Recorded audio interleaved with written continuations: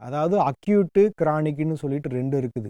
நாட்பட்ட நோய், அவசரத்துக்கு வேண்டிய நோய். இந்த மாரி 2 விஷயத்துல எந்த மாரி காய்கறிகள் வந்து இந்த காலத்துக்கு பயன்படும் அப்படின்னு கேட்குறாங்க. நீங்க வந்து அவசர சிகிச்சையா இருந்தாலும் சரி, இல்ல நாட்பட்ட சிகிச்சையா இருந்தாலும் சரி, எந்த சிகிச்சையா இருந்தாலும் காய்கறி கேட்கும். ஒரு சிறந்த உதாரணம் சொல்றேன் பாருங்க. கொரோனா காலகட்டத்தில எல்லாருக்குமே என்ன பயம்னா, அடுத்ததா என்ன நடக்கும்னு தெரியாத நிலையில இருந்தாங்க. அப்ப நமக்கும் தெரியாது அது என்ன ப்ராப்ளம்னு நமக்கும் புரியல. ஆனா, ந நம்ம ஒரு குறிப்பிட்ட காலகட்டம் கடந்ததுக்கு அப்புறமா, மக்கள் கொஞ்சம் கொஞ்சமா கொஞ்சமா நமக்கு அ தொடர்பு கொண்டு எனக்கு இந்த பிரச்சனை இருக்கு. கொரோனானால நான் இப்படி இருக்கிறேன்னு சொல்றப்போ, அவங்களுடைய நோய் அறிகுறிகள வச்சு, அவங்களுக்கு ஒரு என்ன தீர்வு சொன்னோம் அப்படின்னா, இந்த கொத்தவரங்கா இருக்கு இல்லையா?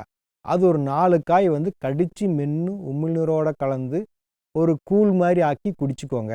அதாவது வாயிலேயே வந்து நல்லா இது பண்ணணும் அப்படி சொல்றோம். இதை வந்து 1 ஹவருக்கு ஒன்ஸ் 1 மணி நேரத்துக்கு ஒரு தடவ இந்த மாரி செய்யணும்.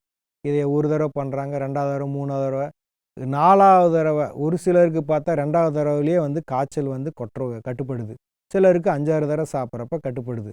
இந்த மாதிரி கொத்தவரங்காய் போல ஒரு சிறந்த ஒரு அவசர நிவாரணி வந்து எதுவுமே கிடையாது. அது காய்ச்சலுக்கெல்லாம் வந்து இதை விட்டா வேற வழியே இல்ல. அவ்வளோ ஒரு சிறப்பான ஒரு பலன வந்து அது குடுக்குது.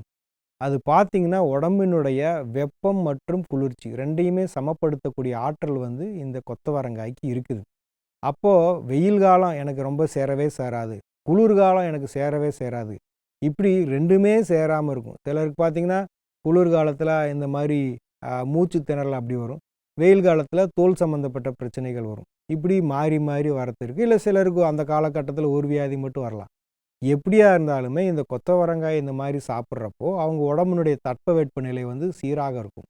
அப்ப காய்ச்சல் வந்தாலும் அவர்களால் வந்து அதைய சமாளிச்சு நல்ல முறையா வெளியில வர முடியும். உலகமே பயந்து, அதிர்ந்து போய் இருக்கக்கூடிய காலகட்டத்தில, இந்த ஒரு கொத்தவரங்காய சாப்பிட்டு எத்தனையோ பேர் நல்லா இருக்காங்க.